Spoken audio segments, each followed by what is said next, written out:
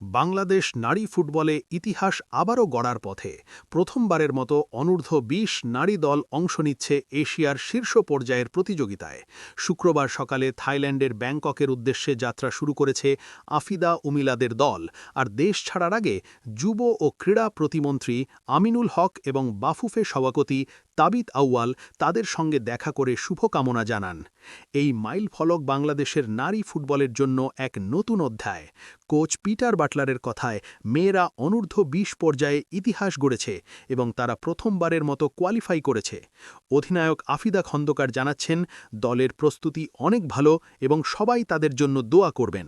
১ April প্রথম ম্যাচে তাদের প্রতিপক্ষ হবে স্বাগতিক থাইল্যান্ড।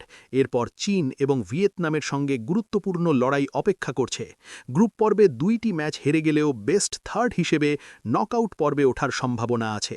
কোয়ার্টার ফাইনাল, সেমিফাইনাল এবং সেমিফাইনালে উঠলে মিলবে বিশ্বকাপে খেলার সুযোগ। বাংলাদেশের তরুণীরা শুধু খেলতে যাচ্ছে না, তারা যাচ্ছেন নতুন ইতিহাস গড়ার স্বপ্ন নিয়ে। সাহস, আত্মবিশ্বাস আর দেশবাসীর ভালোবাসার সঙ্গে নিয়ে মাঠে নামবে এই যোদ্ধারা। এখন দেখার বিষয়, তারা কি এশিয়ার মঞ্চে নিজেদের জায়গা করে নিতে পারবে এবং দেশের নাম উজ্জ্বল করতে পারবে।